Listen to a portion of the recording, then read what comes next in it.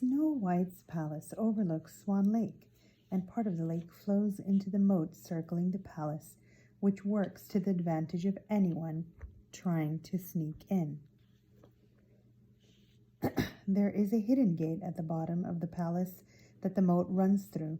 It's right by the dungeon and is used to transport prisoners into and out of the palace by boat. It's easy to swim under the gate and then climb up onto the dock inside. The glass coffin is in a large storage room that used to be the Evil Queen's private chamber on the 3rd floor.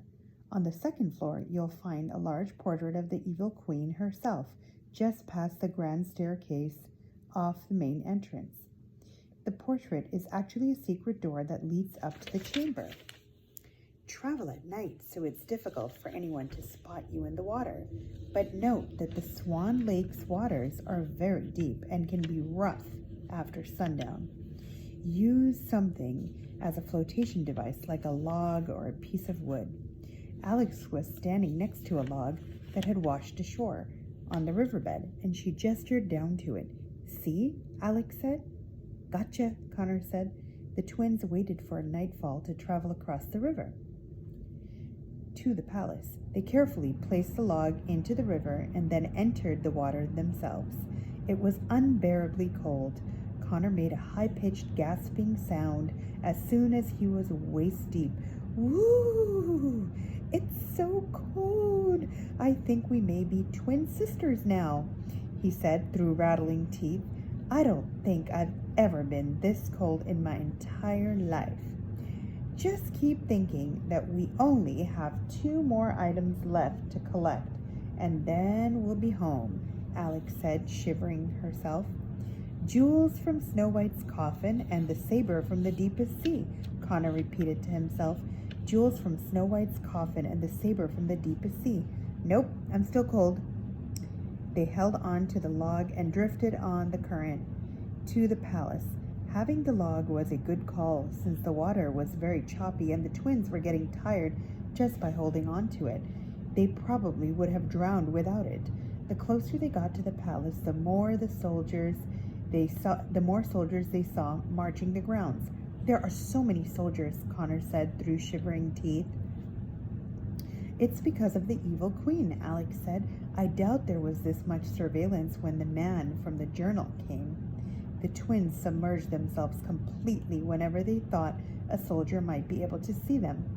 They steered the log into the palace's moat, careful not to make a splash or cause too many ripples. They had to circle the palace twice, but eventually they found the secret gate. They let go of the log and swam under the gate. It was a much deeper dive than they had thought. Connor came to the surface on the other side and was gasping for air. He treaded water for a moment, waiting for his sister to surface, but she didn't. "Alex," Connor asked, looking for her in the water around him. "Alex!" Connor dove back underwater. He found Alex struggling under the gate.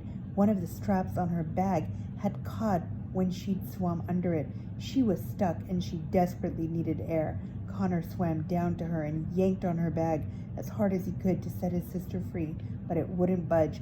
He tugged harder and the strap finally ripped off.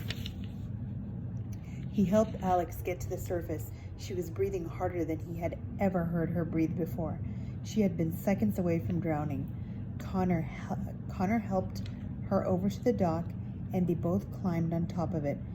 They were both so alarmed that they had forgotten how cold they were. "Thank you," Alex said once she had caught her breath. "That was really brave of you." "I didn't have a choice," Connor said. "You had all the wishing spell items in your bag." Alex playfully hit him, and they quietly laughed. They were drenched, and their jaws were chattering so hard that the sound of it echoed around them. The only way out was through a stone doorway. The twins peered inside it and saw a long hallway. At one end was a spiral staircase leading down to the dungeon, they assumed, and at the other was a spiral staircase leading up. They chose the staircase leading up. It led straight to another hall with a steamy odor in the air. It was very humid inside this part of the palace, and the twins soon walked by an open door and saw. Why? Look, it's the laundry room, Alex said. The room was full of large steaming tubs of water, and several garments and sheets were hung up to dry around the room. It was past working hours, so the room was empty. I have an idea, Alex said, and darted inside the room. What are you doing? Connor asked her. She started digging through a pile of what Connor hoped were clean clothes and linens.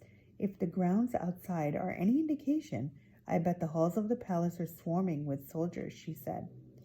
And, Connor said, we're going to seem very suspicious walking around soaked to the bone in our t-shirts and jeans, she explained. She pulled out 2 dresses and 2 lacy caps from the basket. No way, Connor said, realizing what she intended to do with them. Absolutely not. Connor, put your pride aside and get dressed. We've come way too far to get caught now, she said, pulling one of the dresses over her head. The guys at school can never know about this, Connor said with a very serious face. If your friends find out you traveled into the fairy tale world, I doubt this would be what they were most interested in hearing about, Alex said. The twins got dressed and looked almost identical in the same outfit. They wrapped their wet clothes and bags in towels and then carried the towels to look busy.